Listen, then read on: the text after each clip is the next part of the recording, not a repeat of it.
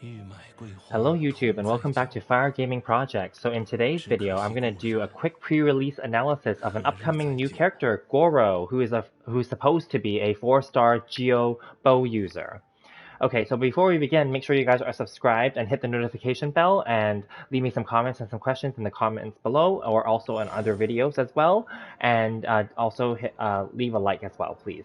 Now, I just released a Toma review video for his trial, and up to this point, I don't have a copy of him, but do check that out. And right before this one, I did a little bit of an in-depth review of a pre-release review of Arataki Ito, but that was in-depth in the sense that it focused more on Geo overall, and also on Claymore users. So in this one, it's going to be about Gorou, of course, Geo too, and with bow users. So in this case, I prepped it a little bit better, so they're already on the screen. So let's get into it. Because I don't want to repeat too much of what's in that video, but I do recommend you to check it out. So I was going to say that it seems like in 2.3, they're going to be doing a Geo meta, and they're going to try to bring it back on track. There are currently only 4 Geo characters in the game, right? Zhongli, Ningguang, Albedo, and Noelle. So I've already done in-depth reviews of Ningguang and Albedo, so do check those out on my channel. I will not be doing a review in-depth of Noelle because I haven't built her and I don't plan to anytime soon. I will do an upcoming review of Zhongli, but there's no rush. But I will because I recently got him up to 999 for most of his skills, and I think I crowned his ult. So I want to do that as well coming up. Okay, but moving forward though, Geo overall, just as a quick conclusion, and many people know this already, Geo is a niche element. It only can create crystallize and shields. It doesn't really give extra damage in terms of reactions with other elements. And for that reason alone, even if they're trying to push this Geo meta coming in 2.3, it's fine if it's like a little gimmick that they're going to do for like one patch, fine. But then it's not really going to stick because honestly, overall, the way that the game is played and the way that the overall meta is for the game, Pyro is still the strongest element, and the Pyro reactions, whether it's Vaporize, Melt, and maybe Overload, are like still the strongest, most beneficial reactions to be doing, right? So honestly, unless they change the way that reactions are done, which I don't think they're going to do, I don't think Geo is here to stay, quite honestly. That's my overall final opinion of that up to this point. Now, with that being said, though, I've already talked about this, but more or less you're going to hear the same here. For Arataki Ito, as a summary, I don't think that he's going to bring anything new to the table as a Geo character or as a Claymore character. Again, I'm sure that he'll have a really cool storyline and event. I'm sure he'll have awesome animations and attacks and such like that.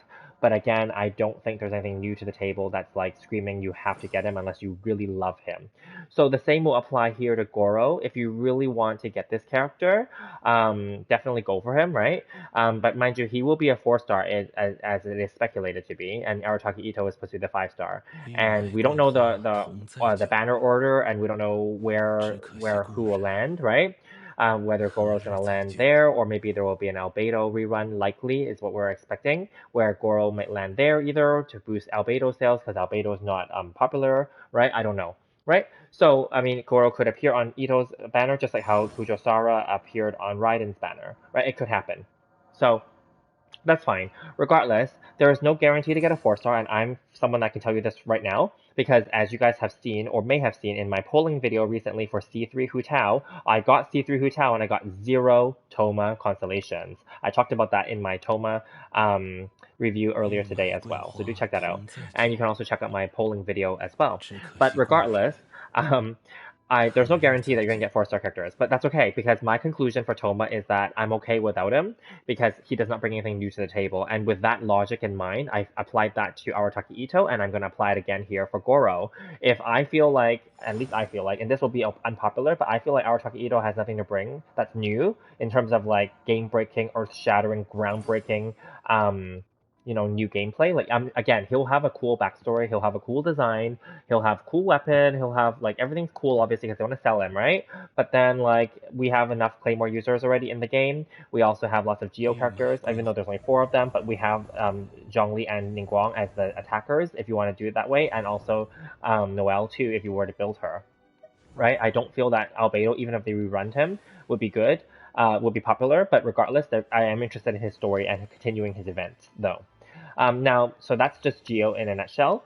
Now, Gorou is a bow user, so that's why I have bow users on here. So I'll just keep this short because there's too many of them. But basically, I'll group them together. Okay. So like obviously Venti already had his rerun. So for those of you who don't have him, this won't apply. But regardless, Venti is kind of a one-trick pony at this point. You use him for his ult to group together enemies and kill them and just swirl. Obviously, that's fine, right? But then like I obviously do not expect Gorou to have anything near that powerful. So that's why it's not even a comparison here. Okay, Ganyu, same thing. She's the charge attack queen basically, and she has an awesome ult that has a large area of effect, AOE as well, right? So again, she's expected to rerun at some point, but obviously we're not thinking that it's going to happen in 2.3. Again, Gorou cannot compete with that either. Moving along, I love my boy Tartaglia, Child, and I love my girl Yoimiya. Okay, I've already done reviews of these characters. I even pulled for him up to C3, so and I loved it. And I even went and got his Polar Star, and I got her Thundering Pulse. So I'm going to be biased, but regardless, excuse me, Gorou will not be able to compete with neither of these two. These two are basically major. Oh, excuse me, my throat says dry. Will not be able to compete with these two major DPS based attacking based 5-star bow users, right? So I would not even bother comparing Gorou there. Gorou to me is going to be a support character, and just like the other Geo characters, with that in mind, like he's probably going to run off of defense, just like probably Albedo. Because to me, Albedo is like a supportive defense character. Noelle can be run as a DPS or sub DPS, but she also runs off of defense. Ningguang runs off of HP scaling for her Jade Screen, and obviously Zhongli runs off of HP for his shielding. So either Gorou is going to run off of defense like these two, or he's going to run off of HP like these two, or he'll do a split scaling with HP and defense. Regardless, I don't feel that Gorou is going to bring anything new to the table. Now, the newest 5-star that we got that's a bow user is Aloy, which we all got for free. But I've previously done like little reviews of her already. I'm going to do an updated review moving forward because I have been using her more recently. She is 5-star and she's free, but she's equivalent to a 4-star only in terms of her attacking and her multipliers. But she's very fun to use, I will say. She does add an interesting overall element to it, but there's nothing new here, but at least she was free and we didn't have to pay for it, right?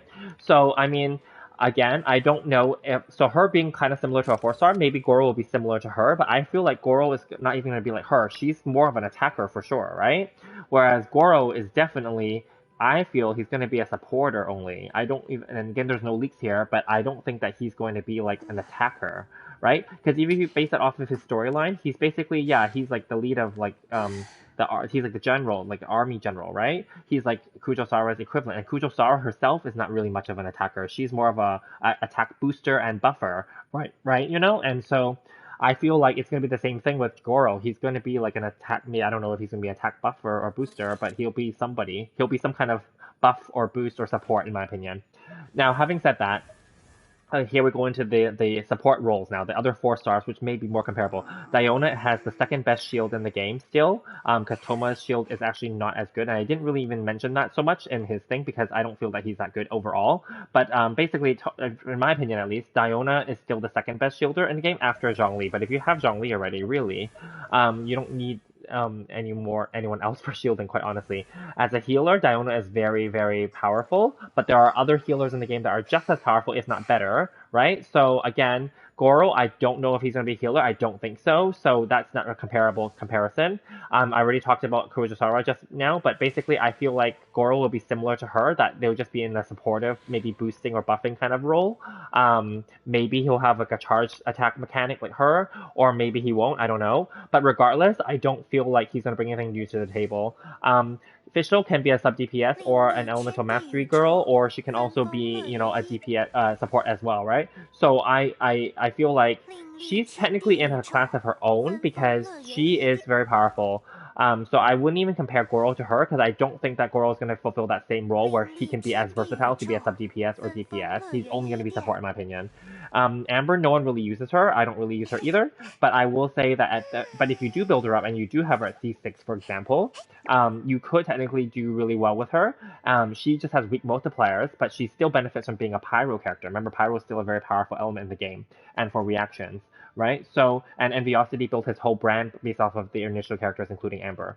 So I will just say she's not horrible, but again, that has nothing to do with Gorou because I don't think Gorou can even fulfill that role. I don't know what Gorou has to bring, but from this early pre-release analysis with no leaks, I feel like Gorou has nothing new to bring to the table, and I don't feel that he's a must-pull character at this stage. Now, next weekend, it's expected that we're going to get the version 2.3 preview live stream. As per the previous scheduling of all previous live streams, it's usually 1 week after the second banner has dropped. So Hu Tao's banner dropped this week, so likely the next weekend will be the 2.3 version live stream.